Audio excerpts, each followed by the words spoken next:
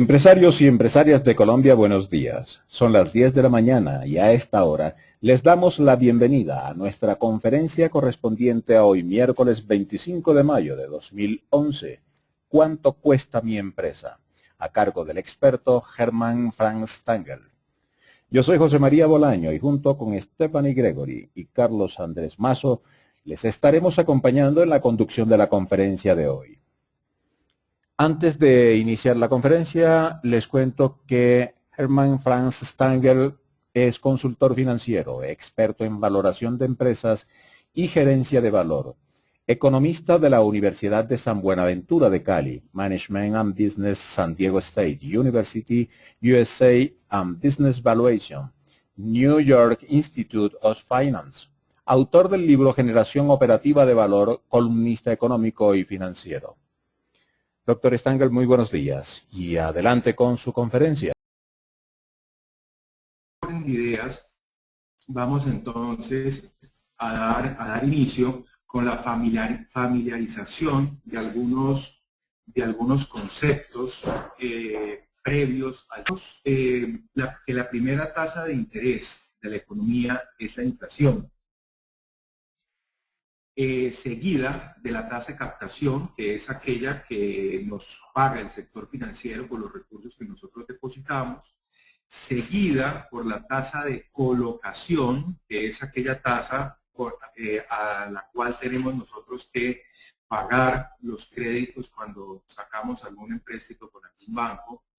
Y vemos, que es lo que quiero hacer notar, que la tasa más alta que existe en la economía debe ser la tasa mínima de retorno requerida del propietario. Eso quiere decir que debe ser la tasa de rentabilidad que las empresas le generan a sus socios. Y el promedio entre esta tasa mínima de retorno requerida del propietario y la tasa de colocación es lo que se conoce como costo de capital. Ese costo de capital se conoce también como la tasa mínima de retorno requerida de la empresa. ¿Por qué quise hacer énfasis primero en esta parte? Básicamente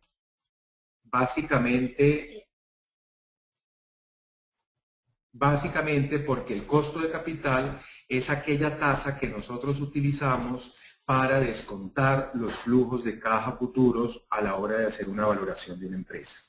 Vale la pena notar también que la diferencia entre la tasa de captación, el coger yo, ir y depositar mis recursos y recibir una rentabilidad en estos momentos de apenas del 3 o 4% en un banco, comparado con la tasa de rentabilidad de la empresa, es lo que se conoce como el premio por el riesgo. ¿Premio por el riesgo de qué? Premio por el riesgo sencillamente de nosotros ser empresarios.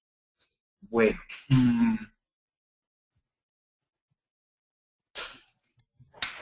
está encerrado.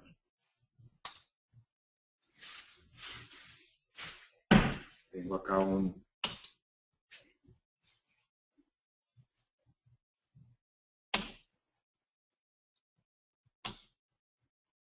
¿Aló?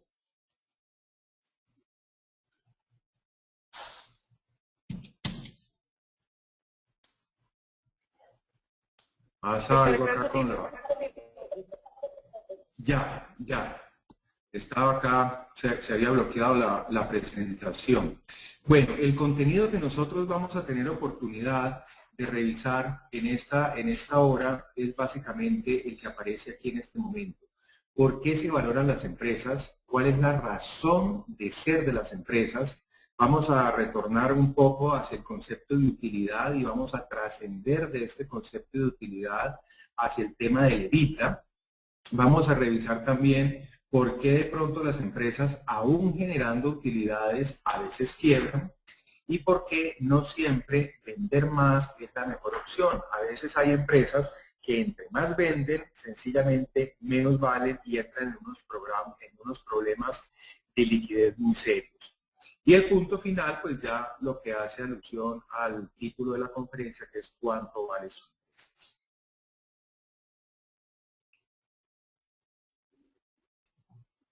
Bueno, el primer punto, ¿por qué se valoran las empresas? Las empresas se valoran básicamente por dos situaciones. Primero, por las condiciones del mercado, la alta competitividad empresarial y, en segundo lugar, lo cambiante del entorno. Y también por una serie de toma de decisiones relacionadas básicamente cuando se quiere vender la compañía. Hay que, pues, por obvias razones, ver cuánto vale. Cuando se quieren vender acciones a terceros, empleados o entre socios, cuando hay procesos de herencias, de separación, cuando hay alianzas estratégicas, fusiones, integraciones, escisiones. También se requiere valorar las empresas cuando se quiere conocer cuál es el valor del goodwill o del know-how de la misma, lo que se conoce como crédito comercial. Se debería valorar también, lo que pasa es que desafortunadamente la gran mayoría de los empresarios no lo hace, para medir el objetivo básico financiero. De eso vamos a hablar un poco ahora más adelante. Y también es supremamente importante valorar las empresas para medir el impacto de las diferentes estrategias que el empresario en un momento dado quiere implementar sobre el valor de la misma. Bueno, quiero hacer entonces alusión, un pequeño paréntesis, a identificar claramente cuál es la razón de ser de las empresas. En las empresas nosotros tenemos básicamente 4 áreas funcionales: mercadeo, producción, personal y finanzas. Cada una de ellas tiene su razón de ser o su función. Tenemos que la razón de ser de mercadeo es la satisfacción de las necesidades del consumidor. La del área de producción es lograr el equilibrio entre la cantidad, calidad, costo y momento, que es lo que se conoce como tecnología. La de personal es satisfacer las necesidades del cliente interno o del trabajador. Y la financiera debe ser, o es, perdón, la maximización de la riqueza, o sea, la maximización del valor patrimonial de la empresa o de la riqueza de los socios. En este orden de ideas, la razón de ser de las empresas va a estar totalmente en sintonía con la función del área financiera, que es la maximización de la riqueza. Es claro que el cliente es supremamente importante, que la producción también, que toda la gente de personal, pues, mejor dicho, sin trabajadores es imposible que una empresa funcione bien, pero independientemente de todo ello, todas las funciones corporativas deben de apuntar a la maximización de la riqueza de los socios, o sea, que la empresa valga cada vez más. Aquí para revisar y concluir, es comúnmente aceptado que todas las empresas deben ser gerenciadas para crear la mayor prosperidad económica posible a sus propietarios. Si no, preguntémonos cada uno de nosotros, ¿por qué creamos nuestras empresas? Claro que sí, para satisfacer al cliente, para brindar mis servicios y todo eso, pero siempre detrás de todas esas decisiones, siempre va a estar la necesidad de maximizar el valor de la compañía para sus dueños. Y este objetivo, pues finalmente se puede medir mediante procesos de valoración de las empresas.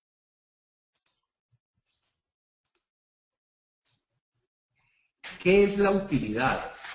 Quiero hacer aquí un pequeño paréntesis en el tema de qué es la utilidad, porque nosotros normalmente gerenciamos las empresas de acuerdo a los indicadores financieros que nos pasan los departamentos de contabilidad, los cuales a su vez son extraídos del balance y el estado reciente, que la prueba ácida, que el margen, que las rentabilidades, esto, que lo otro. Y muchas veces no entendemos las utilidades y tengamos rentabilidades. Nuestras empresas atraviesan problemas de liquidez muy serios. Entonces, contablemente, ¿qué es la utilidad? Hay varias utilidades en un PIG: la utilidad bruta, la utilidad operativa, que básicamente sale pues de sumar y restar ingresos y egresos. Esta parte inicial es la que se conoce como estructura operativa de la compañía. Y cuando ya hablamos de una utilidad antes de impuesto o una utilidad neta, ya hablamos entonces de la estructura financiera de la compañía. Pero realmente donde yo quiero llegar es que uno en la práctica no cuenta con la utilidad. Uno puede tener en su PIG X cantidad de dinero como utilidad, pero simultáneamente tengo un sobregiro en el banco. Y resulta que a veces, entre más vende la empresa y más dinero le entra a la empresa, más grande se hace ese sobregiro del banco. Así, de todas formas, me aparezca el concepto de utilidad como positivo en la empresa. Yo de pronto un poco coloquialmente digo que para mí la utilidad es una ilusión, porque uno realmente en la práctica no cuenta con esa utilidad. Por eso entonces, ahora los voy a invitar a conocer el concepto de EBITDA y flujo de caja libre operacional, que son temas que van totalmente relacionados con la valoración de la empresa y son obviamente ya a la hora de tomar decisiones mucho más importantes que la utilidad. Aquí surge una pregunta, se la puedo leer textualmente. ¿Les ha sucedido en su empresa que a pesar de existir valores positivos de utilidad en el estado de resultados, se vean en la obligación de acudir al sector financiero en busca de créditos o sobregiros? ¿Se han preguntado en ocasiones ¿y dónde están las utilidades? ¿Dónde creen ustedes que pueden estar las utilidades? Mirarlo y encontrarlo ahora más adelante. Introduzco entonces el concepto del EBITDA. El EBITDA viene de sus siglas en inglés, utilidades, antes de intereses, impuestos, depreciaciones y amortizaciones. En otras palabras, o en español, yo lo llamo la utilidad operacional de caja. O sea, el billete contante y sonante que la empresa genera gracias a su operación. En ese orden de ideas, con ese EBITDA, nosotros tenemos que cubrir 5 compromisos. Compromiso número 1 y más importante, los socios. Tenemos que pagarle dividendos a los socios. Compromiso número 2, los bancos. Pero no solamente tenemos que pagar a los bancos los intereses, como aparece en mi estado de resultados, sino que tenemos es que cumplir un servicio a la deuda. Tenemos que pagarles intereses y también abonos a capital. Número 3, nuestro socio mayoritario, el gobierno, tenemos que pagar impuestos. Compromiso número 4, inversión en activos fijos. Esa por ningún lado nunca aparece en un estado de resultados. Y compromiso número 4, tenemos que invertir en capital de trabajo. Invertir en capital de trabajo es invertir en cartera y en inventarios para poder operar la compañía. Nótese, por favor, que aquellos conceptos que están de color amarillo en ninguna parte aparecen en un estado de resultados.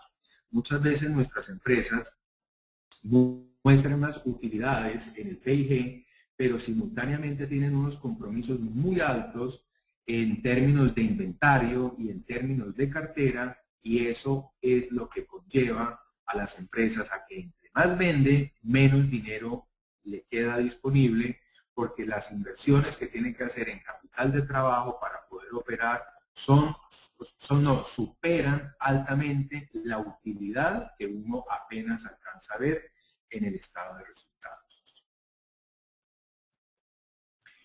Otra pregunta que les voy a leer textualmente. ¿Les ha sucedido en su empresa que en la medida en que se incrementan las ventas se agudiza el problema de iliquidez? ¿Conocen el concepto de ventas negativas? Yo pienso que muchos de los empresarios o personas que me están oyendo han pasado por esta situación. La explicación es muy sencilla y tiene que ver con esta diapositiva que les acabo de contar, que les estoy colocando en este momentito. Retornemos al concepto del EBITDA y recordemos que con el EBITDA tenemos que cumplir estos 5 compromisos. ¿Qué sucedería si yo tengo un EBITDA tan pequeño que no sea suficiente ni siquiera para cubrir la operación de mi negocio? Va a ser entonces que el dinero que queda disponible para nosotros, que es lo que se conoce como flujo de caja libre operacional, cada vez va a ser más pequeño. Voy a ponerles un ejemplo numérico muy sencillo. Imaginémonos que nuestra empresa, por situaciones de una competencia muy difícil, esté trabajando con un margen, con unos niveles de rentabilidad muy bajos y tenga un margen EBITDA del 5%. ¿Qué quiere decir tener un margen EBITDA del 5%? Quiere decir que por cada peso de ventas que yo genero, solamente me están quedando 5 centavos de EBITDA. Entonces, margen EBITDA del 5%. Quiere decir, vendo un peso, me quedan 5 centavos de EBITDA.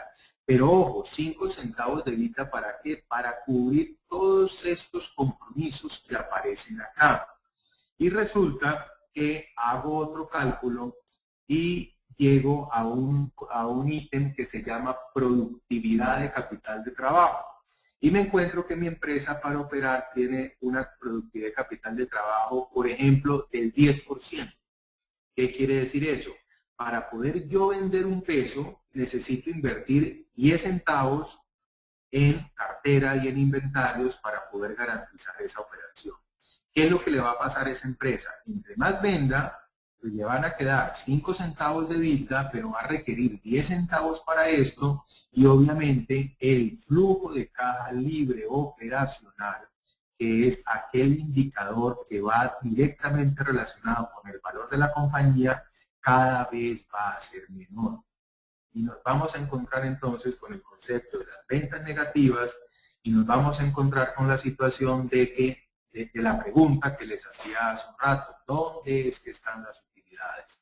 Pues sencillamente las utilidades van a estar acá, invertidas, represadas en el capital de trabajo para que la empresa pueda operar. Esto sucede mucho en empresas industriales que tienen que hacer inversiones altas en activos fijos, que tienen que hacer inversiones altas en inventarios de materia prima, producción y proceso. Y sucede también con empresas que tienen problemas de cartera, sobre todo, por ejemplo, aquellas que contratan con el Estado, aquellas que por estos momentos de tanta problemática con el sector salud, contratan con empresas del sector de la salud. Entonces, pues van a tener una cartera muy alta, muy grande, y la rentabilidad no va a ser suficiente para poder operar. Bueno, miremos entonces. Lleguemos ya aquí entonces al tema de cuánto vale su empresa. Me imagino que todos las personas que me están escuchando tienen la claridad de que las empresas no valen por sus activos. Si no fuera así, pues sencillamente no estaban en esta conferencia. Pero créanme que desafortunadamente he tenido la oportunidad de conocer muchos empresarios que piensan que sus empresas valen de acuerdo a lo que valen sus activos o de acuerdo a lo que vale su patrimonio. Le cogen a los activos, le quitan el pasivo, hacen esa sencilla resta y piensan que su compañía, que su empresa vale ese valor resultante. Hay otras personas que ya van un poquito más allá y dicen, no, es que mi empresa no vale lo que valen mis activos, vale lo que valen mis utilidades. Pero ojo, que recordemos que el concepto de las utilidades tiene la limitante que uno no cuenta con las utilidades. O sea, las utilidades no son sinónimo de caja. Y el concepto al cual tenemos que llegar es que las empresas, para darnos cuenta nosotros, como se titula la conferencia, para darnos cuenta cuánto vale nuestra empresa, lo que tenemos que llegar es al concepto de flujo de caja y concretamente al concepto de flujo de caja libre operacional, que fue el que vimos en la diapositiva anterior. Existen varias metodologías de valoración. Incluso aquí hay un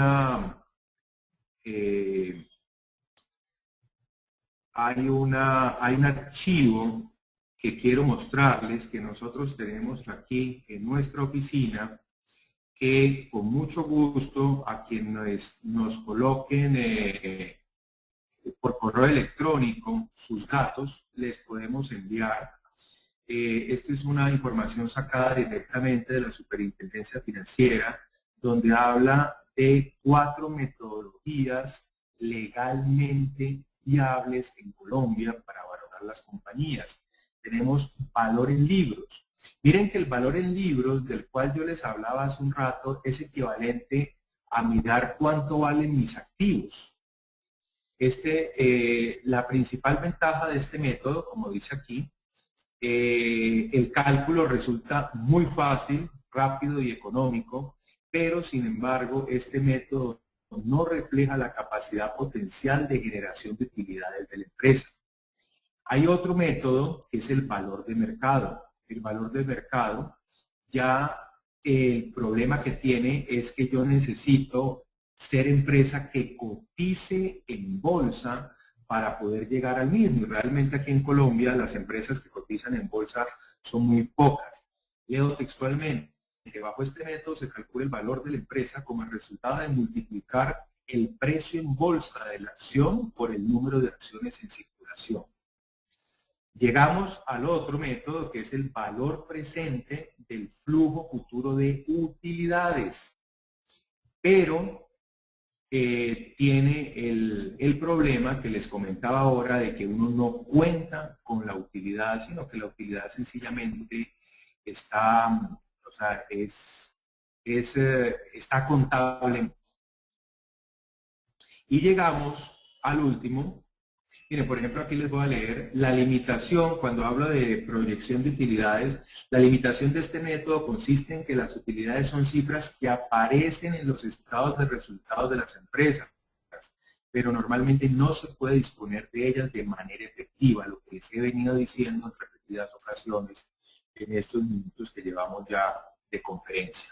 Y llegamos a aquella metodología que es internacionalmente aceptada como valor para valorar las empresas, que es el valor presente del flujo de caja libre operacional. Aquí básicamente lo que se hace es proyectar un flujo de caja libre operacional. Ahora más adelante les voy a mostrar cómo se hace esa proyección, proyectarlo en un horizonte de tiempo. Aquí dice que en Colombia normalmente varía entre 5 y 10 años. Yo personalmente difiero de ello porque el horizonte que nosotros normalmente empleamos para valorar empresas ya maduras, que han alcanzado la normalización de su crecimiento, es infinito, no es 10 años. Entonces, allí sí hay difiero altamente de que sea 5 o 10 años. Lo que pasa es que uno de los estudios que le muestran, o el estudio que le presentan a uno lo que ven son 5 o 10 años. No, pues por obvias razones no puede ver infinitos años. Pero hay un concepto que se conoce como valor residual, que va en el último año de la proyección, que sencillamente ese valor equivale a coger la proyección del año 6 hasta el infinito. Bueno. Entonces, devolvámonos acá a la presentación.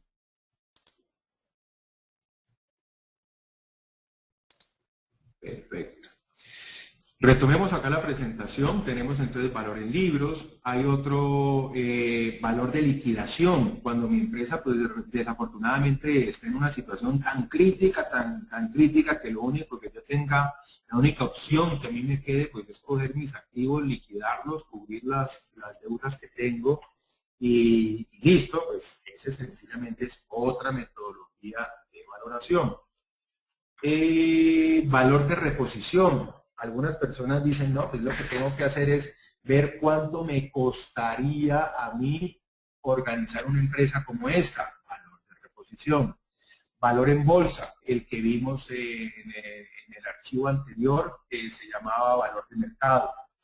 Valor del patrimonio neto ajustado. Cuando hablamos de valor del patrimonio neto ajustado, hablamos de coger los activos y llevar los activos a valores reales de mercado y quitarle el pasivo, y pues me da un patrimonio ya neto ajustado. Hay otro concepto que está cogiendo mucha fuerza, que es múltiplos de firmas similares. Pero ojo, aquí sí quiero hacer una precisión de que múltiplos de firmas similares, no es una metodología, perdón, se me fue la otra diapositiva. quiero comentarles de que esto no es una metodología de valoración. Muchas veces las empresas dicen, no, pues es que si la competencia la compraron en 8 veces el EBITDA, es sencillo, yo veo cuál es mi EBITDA, lo multiplico por 8 y eso mismo vale mi empresa. No, esa no es una metodología de valoración. Ese es un punto de referencia que nos sirve a nosotros para ver de pronto qué tan aterrizados podemos estar frente al mercado. Pero es muy riesgoso yo vender una empresa utilizando esa forma. Y la que sí es la más indicada, acá abajo está cuál es la más indicada, es definitivamente el descuento del flujo de caja libre operacional de la compañía. Aquí abajo les coloqué mi correo electrónico para que si alguien está interesado en recibir el archivo que les acabo de mostrar con las diferentes metodologías que muestra la superintendencia, me lo haga saber en ese correo electrónico y nosotros acá con mucho gusto le hacemos llegar esa información. ¿Cómo se valora una empresa? La forma más fácil de demostrarlo es mediante ese gráfico. Nosotros lo que hacemos es entonces proyectar diferentes flujos de caja libres operacionales. Aquí de pronto me faltó escribir año 1, año 2, año 3 y esto seguiría, etcétera, etcétera, hasta el infinito. Estas flechitas que aparecen hacia arriba van a ser entonces los flujos de caja libres operacionales. Recordemos que el flujo de caja libre operacional es el EBITDA. Yo lo que tengo que proyectar es el EBITDA. Si quieren se los digo bien despacio para que tomen nota los que de pronto lo están haciendo. El flujo de caja libre operacional es el EBITDA menos los impuestos, menos las inversiones en activos fijos, y menos las inversiones en capital de trabajo. Repito, flujo de caja libre operacional igual EBITDA menos impuestos, menos inversiones en activos fijos, menos inversiones en capital de trabajo. Eso lo hacen año por año, a n número de años. Cuando logramos entonces tener todos esos flujos proyectados, traemos todos esos flujos a pesos de hoy, a una tasa de interés que se va a llamar como costo de capital. Ese costo de capital fue la variable que yo introduje en mi primera diapositiva. Y el costo de capital básicamente es la tasa promedio entre mis pasivos externos, que son mis bancos, y mi expectativa de rentabilidad de mi patrimonio. Esta de pronto es la parte más técnica y más compleja de un modelo de valoración, ya que para la determinación del costo de capital se necesita conocer dos variables. ¿Cuál es la tasa de interés que me cobran los bancos por los créditos? No tienen ningún problema. Pero la variable número 2 que necesitamos conocer es la expectativa de rentabilidad real de los socios. No la que ellos crean, no la que ellos digan, no la que ellos se les antoje, sino la que el mercado, de acuerdo al riesgo real que cada uno de los propietarios de las empresas está asumiendo, debe ser. Esto debe hacerse mediante un modelo estadístico muy robusto, que pues no viene al caso enredarlos ahora con esos conceptos, porque realmente es algo bastante complejo de llevar a cabo. Pero si de pronto quieren trabajar ahora una expectativa de rentabilidad del accionista, pueden coger para llegar a un valor más o menos aproximado, utilizar la tasa de interés más costosa de largo plazo que alguno de sus bancos le esté cobrando. Por decir algo, yo tengo un pasivo de largo plazo a un DTF más 8 puntos. Listo, DTF más 8 puntos va a ser mi expectativa de rentabilidad para los socios. Y los otros pasivos los trabajo a aquellas tasas normalmente que están estipuladas y pactadas. Esta no es la forma técnica, profesional y financiera de hacerlo con mucha exactitud, pero es una forma de pronto fácil para ustedes de poder llegar a un valor aproximado en un momento dado. Aquí tengo el flujo de caja libre operacional un poco más abierto para que tomen nota y miren cómo hacerlo. Ustedes cogen, recuerden que yo les dije que era el EBITDA menos estas tres cosas. Pero ¿de dónde vamos a sacar el EBITDA? Vamos a tener una utilidad operacional que está en mi estado de resultados y a esa utilidad operacional le sumo, o sea, le devuelvo, le retorno todos los cargos que no fueron caja. ¿Cuáles fueron los cargos que no fueron caja? Las depreciaciones, amortizaciones de diferidos, provisiones, pues todo lo que yo contabilicé como costo o como gasto, pero que no fue una erogación real de efectivo, yo se lo sumo a mi utilidad operacional y llego al concepto del EBITDA. Y a ese EBITDA lo que hago es restarle mis inversiones en activos fijos, mis inversiones en capital de trabajo. Cuando hablo de inversiones en capital de trabajo, recuérdense que hablo de cartera y de inventarios, y quitarle la parte del pago de los impuestos. Allí estoy yo llegando y calculando técnicamente mi flujo de caja libre operacional, que recuerden es aquel que yo debo proyectar a n número de años, dependiendo de la situación particular de cada empresa, y traer a valor presente neto utilizando el costo de capital para hallar el valor de mi compañía.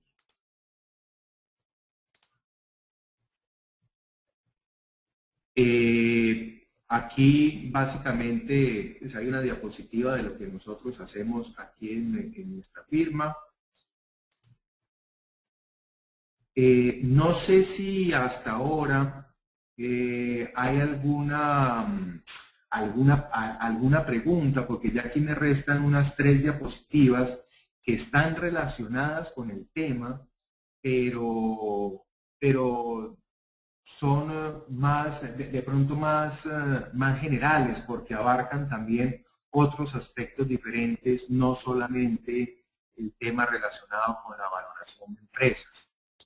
Entonces, no sé cómo hacemos, si abrimos un espacio para preguntas o si prefieren terminar las 3 diapositivas que me faltan y luego viene el foro de preguntas. Doctor Stangel, efectivamente, al finalizar su presentación vamos a hacer una ronda de preguntas con los empresarios y las empresarias que estén conectados a esta hora. Y antes de esa ronda de preguntas, que lógicamente se van a hacer al finalizar su intervención, vamos a hacer una encuesta interna. Entonces, por favor, termine usted la conferencia y al final le damos paso a las preguntas. Listo, excelente.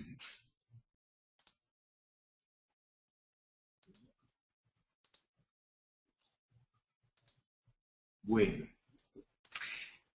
más que estrategias, son como una serie de recomendaciones que he querido resumir en un par de diapositivas para que los empresarios que me están escuchando realmente pues se comprometan con ellas. Primera, mantener un excelente conocimiento del entorno, oportunidades y amenazas. Las finanzas no son solamente números, no son solamente proyecciones, no son solamente cálculos. En un proceso de valoración de una empresa, ya lo hemos visto, todo lo que nosotros hacemos son proyecciones financieras. En la medida que conozcamos muy bien el entorno, que conozcamos muy bien nuestras oportunidades, que conozcamos muy bien nuestras amenazas, que conozcamos cómo, por ejemplo, toda esta cantidad de TLC que se están firmando con países como Estados Unidos, cómo afectan realmente todos esos tratados el valor de nuestras empresas. De allí se derivan oportunidades, se derivan amenazas. Voy a poder yo exportar más, voy a poder yo traer más barato alguna materia prima, va a venir alguna competencia internacional también a meterse a nuestro mercado, etcétera, etcétera. Entonces debo yo ser muy conocedor y muy consciente de este primer paso.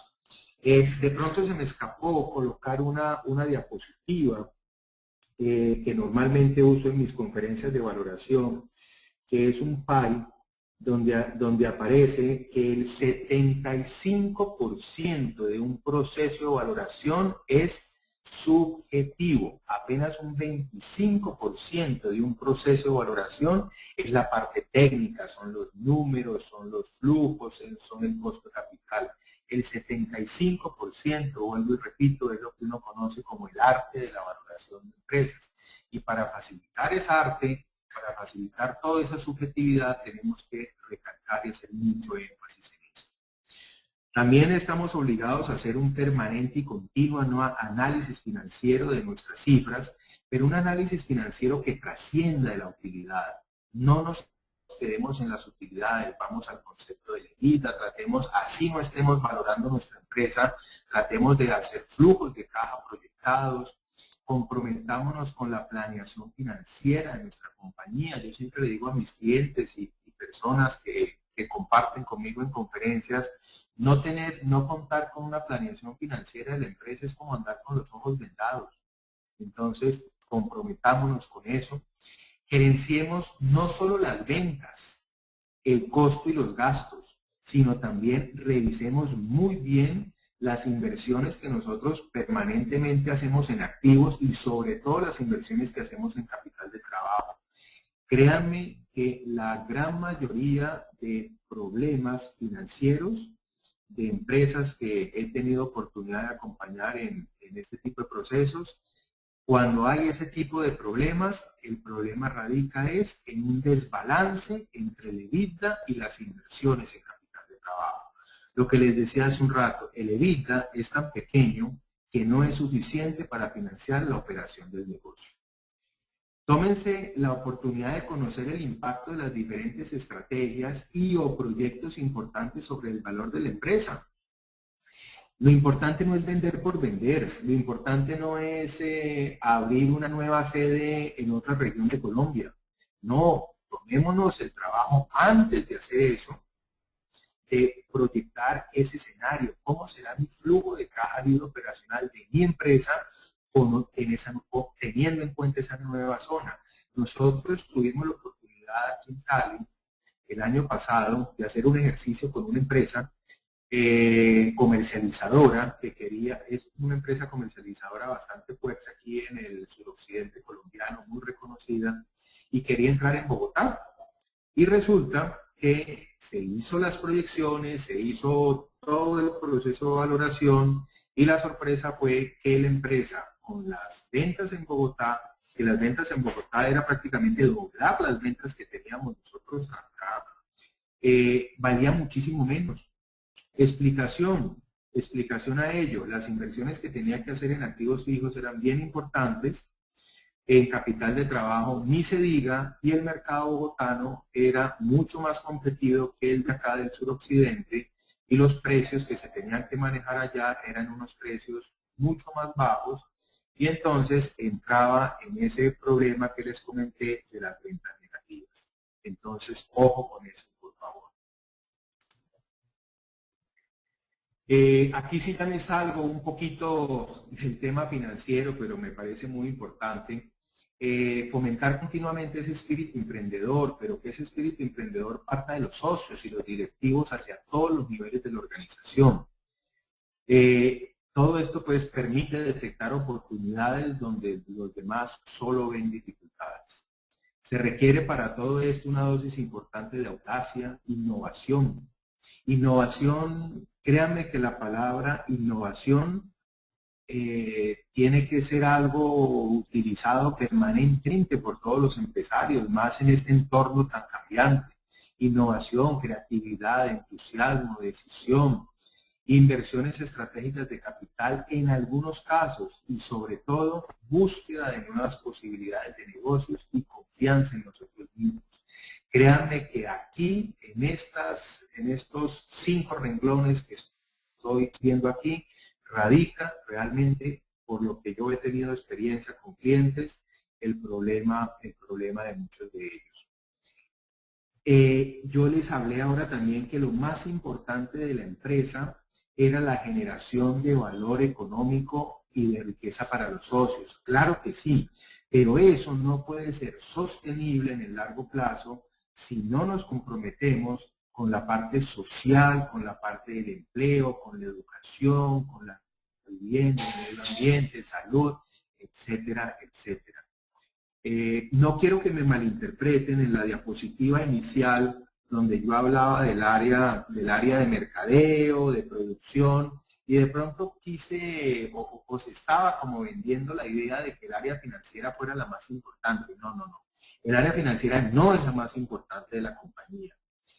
O sea, es claro que sin clientes no hay empresa, que sin empleados no hay empresa.